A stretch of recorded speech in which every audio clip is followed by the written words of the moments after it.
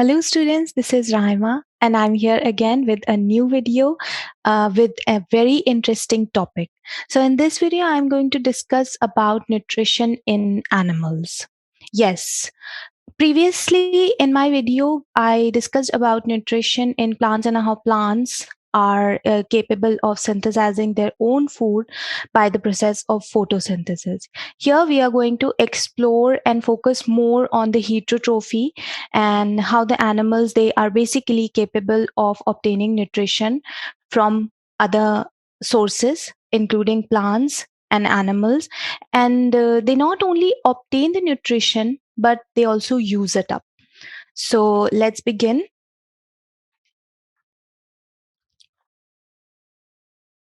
And I'm going to share my screen with you. So the topics that we are going to cover include a little bit of introduction along with the different ways of taking food in other animals, and finally with the digestive system of human beings. So when we talk about animal nutrition, animal nutrition is basically how we are taking in the nutrients. So these nutrients, it all depends upon the dietary nutrients needs of the animals, and these nutrients they are ingested, then digested, which are finally absorbed and assimilated by the body of the animals. And there are seven major classes of nutrients, which are carbohydrate, fats, fiber, minerals, proteins, vitamins, and water. So this digestion process, the nutrition process, it involves 5 steps in the animals. First, there is ingestion, then there is digestion. After the digestion, absorption of the nutrients takes place,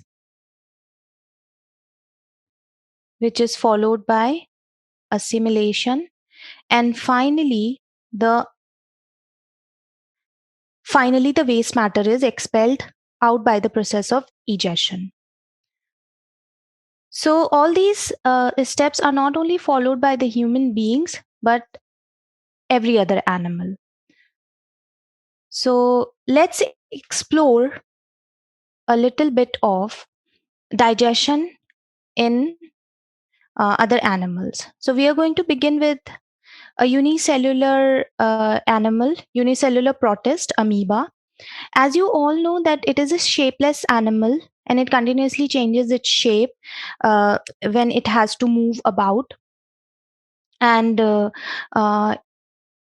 it does so with the help of pseudopodia. Pseudopodia basically means false feet. So pseudo means false and podia here means feet, false feet. And it uses it as a locomotory organ. So locomotion here in animals like amoeba is not only for just moving about, but it is there for more important processes like nutrition, reproduction, for protection against the predators, etc., etc. So when amoeba is obtaining its nutrition, it projects its pseudopodia out and then engulfs its prey. It does so with the droplet of water. And then it forms a food vacuole inside the cytoplasm where the digestion takes place. We are going to understand this process with the help of this picture. In this picture here, you can see the structure of amoeba where lysosomes and the nucleus is basically shown. So lysosomes are those cell organelles which contain hydrolytic enzymes for the digestion of various substances. So these hydrolytic enzymes will come handy in the digestion process of amoeba.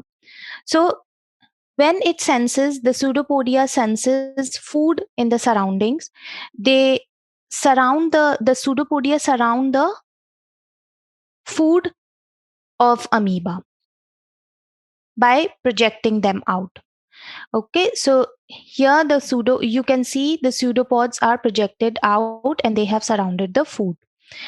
After they are surrounded by the pseudopodia, they are engulfed in, the food is engulfed in, and a phagosome is produced inside the cytoplasm of amoeba. This phagosome is food vacuole only. It is same as food vacuole. In the next step, the phagosome fuses with the lysosome, and it becomes a phagolysosome. So here, the food vacuole, it is a food vacuole in which the digestion will take place now. After the digestion, all the nutrients are now ready to be absorbed. The absorption of nutrients takes place. After its absorption, it is assimilated in the same cell. Because it is a unicellular organism, so there is nothing, the nutrients have nowhere to move about.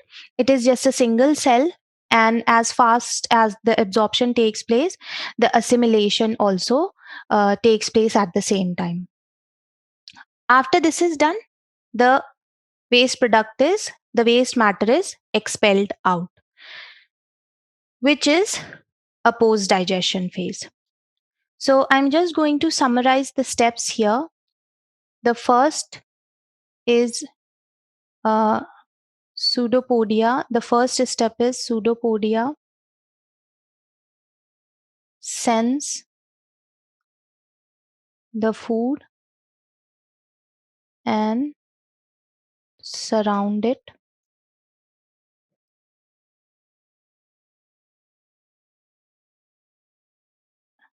The food is engulfed and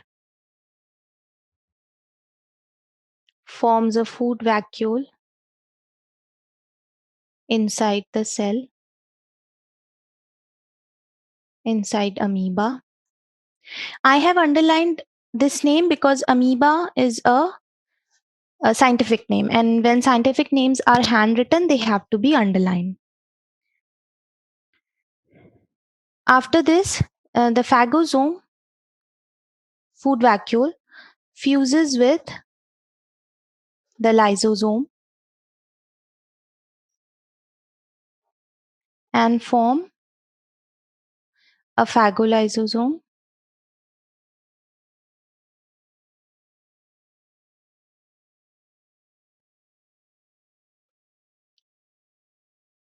Digestion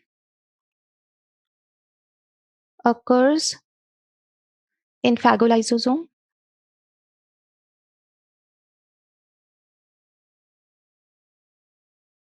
followed by absorption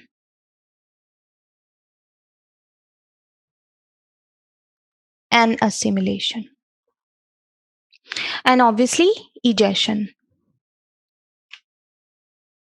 So this process is basically known as phagocytosis. Phagocytosis is very common in our body.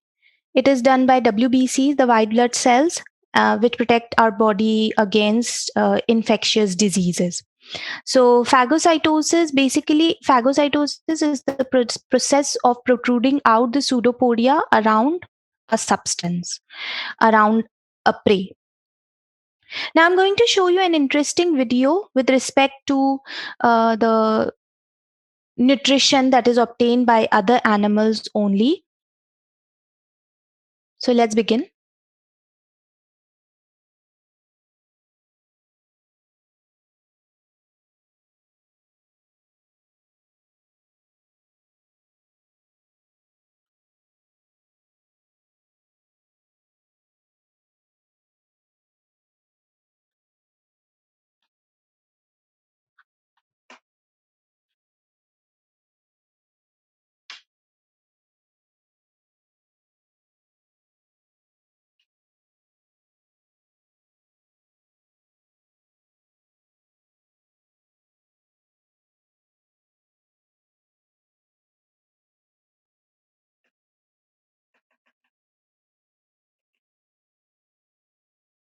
There seems to be some technical difficulty.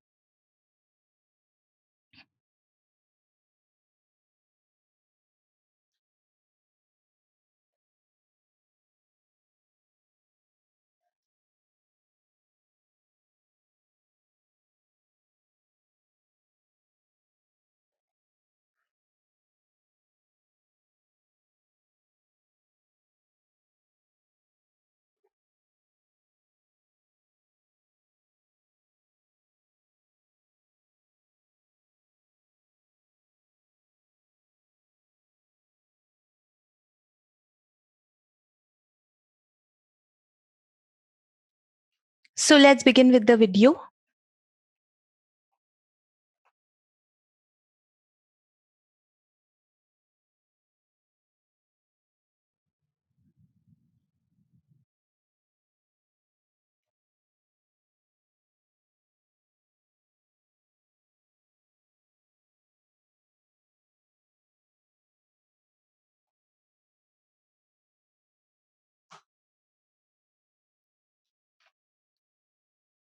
So let's begin with the video.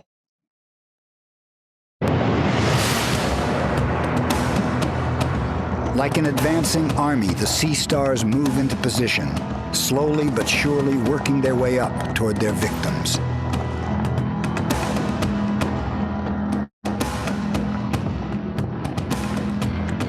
The mussels cannot run or fight.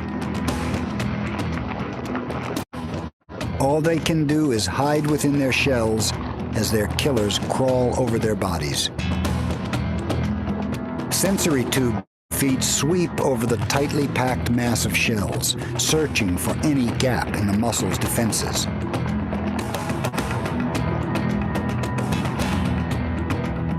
Settling on its victim, the sea star hunkers down and begins its attack.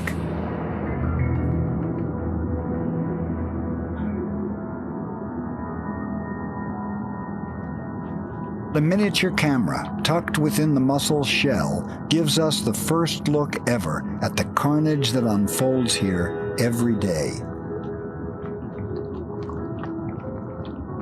Once the tube feet have physically breached the mussel's defensive line, the sea star's translucent stomach begins the final assault.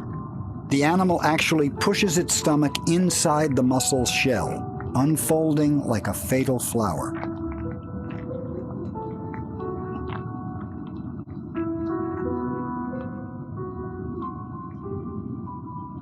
The stomach unleashes a volley of chemical weapons, digestive juices that dissolve the mussel's soft pink flesh. All that's left is a nutrient-rich soup, a broth that's quickly absorbed by the sea star.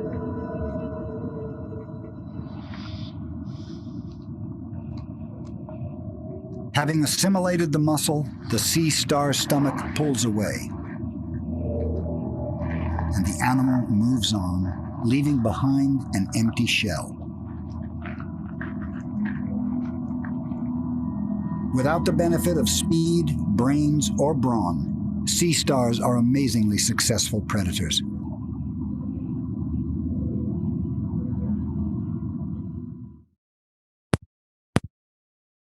Wow, that was awesome. It is so interesting to watch that there are animals who bring out their stomach, take in the food, and then digest it. Everything is visible. That actually you need to take a moment to digest that. Actually, okay.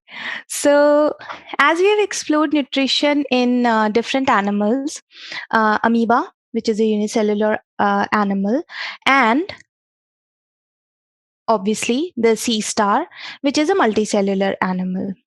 We are going to move on with the digestive system of human beings. So human digestive system basically consists of gastrointestinal tract, which is also known as alimentary canal, and the accessory organs, which include tongue, salivary glands, pancreas, liver, and gallbladder. Uh, Digestion, Like I already told you the different steps in the nutrition process. Digestion basically involves the breakdown of food into smaller components, which are then absorbed and assimilated by the body. This is the most important function of digestion. Okay, digestion is basically, scientifically, it is known as anabolism. Anabolism is the process, sorry, this actually is known as catabolism. So you must have heard all the time, you must have heard about metabolism, don't sit down after uh, having food because it will slow down your metabolism. So metabolism is the chemical reactions which are going on in your gut. So metabolism actually involves catabolism and anabolism. Catabolism is the breakdown of food, which is digestion, and anabolism is opposite of catabolism, which is synthesis of larger molecules from smaller ones. So here is a new term that you learned. This is the picture of the human digestive system. So human digestive system includes mouth, in which teeth and tongue and salivary glands are present. Salivary glands are the first type of digestive glands which produce saliva. Salivary glands are not only helping in masticating the food, means lubricating the food, but they also help in a little bit of digestion of starch. Then mouth opens into the pharynx then opens into the esophagus. The junction of pharynx and the windpipe, it is the junction of esophagus and the windpipe is guarded by epiglottis, which when we swallow closes the windpipe to prevent the entry of food into the trachea. Esophagus then opens into the stomach then opens into the small intestine. Small intestine then opens into the large intestine. Large intestine then terminates into rectum. Rectum then terminates into the anus. Rectum and anus are involved in the egestion of waste material. There are digestive glands also, which include liver, gallbladder, pancreas, and the salivary glands. So, liver produces bile juice, which gets stored in the gallbladder. Gallbladder is this green colored structure which you can see here. And from the gallbladder, the bile then gets emptied into the first part of the small intestine. Then pancreas produce pancreatic juice, which directly gets emptied into the small intestine. Apart from salivary glands, liver, and pancreas producing their own juices, the stomach is also capable of producing gastric juices. And the small intestine also is capable of producing intestinal juices. All these juices, they help in the digestion of different substances of food. There is one more structure you can see, which is appendix. Appendix is a part of large intestine. It is a vestigial organ in our body. Vestigial organ means it has no function. Vestigial means no function. So in our ancestors, it was helpful in the digestion of cellulose that is present in plant matter. We cannot digest cellulose anymore. So appendix was functional in our ancestors, but it is completely vestigial in our body, but it is still there. It sometimes the food gets stuck inside it and it gets inflamed, and there is a lot of pain that is caused due to appendix, and this condition is basically known as appendicitis, due to which appendix is removed and the surgery is known as appendictomy. So because it has no function, So most of the people, they go ahead with this surgery to remove appendix to uh, get away with the pain and the infection, because infection can be very dangerous. So guys, this was about the digestive system of human. I would also like to discuss few questions with you. For example, which structure is formed inside the amoeba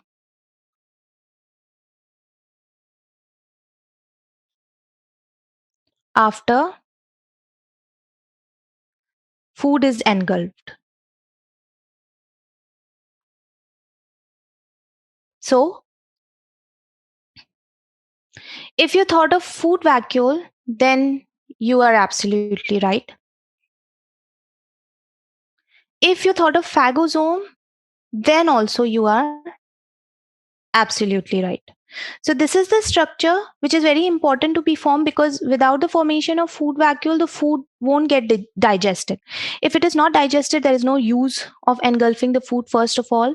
And digestion is the first step towards absorption and assimilation. So basically, formation of food vacuole is paramount to the um, digestion process, to the nutrition process of amoeba. The second question is about the sea star, the video of the sea star that we watched.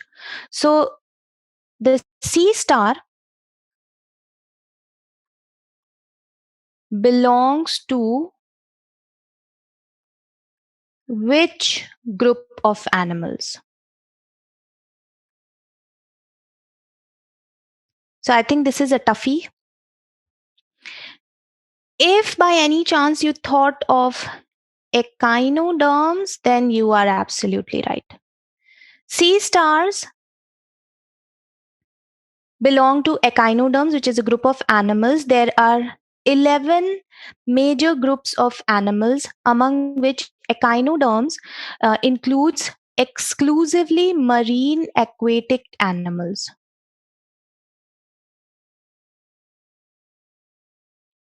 And also, they include animals with radial symmetry. So, they are basically radially symmetrical animals.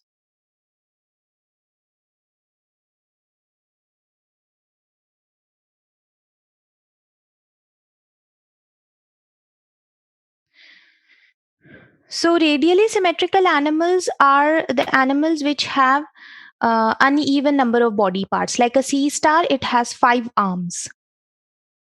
So, you can imagine the radial symmetry. And if you are rooting for the proper definition, radial symmetry means when a plane that passes through the center of the body of an animal, it is an imaginary plane. It is not a real plane. The plane that is passing through the center of the body, any plane, basically, any imaginary plane passing through the center of the body of an animal divides the body into two equal halves, which you can easily check uh, in on the body of sea star. So, echinoderms not only includes sea star, it also includes sea cucumber. You must have heard brittle star is also a very famous example of echinoderms. So, I hope you enjoyed this video, guys. As this was the first video of nutrition in animals, you might be having a lot of doubts about the digestive system, I'm hoping. So, please put them on the forum. I would be happy to answer them, and watch out for the next video of this topic. Thank you.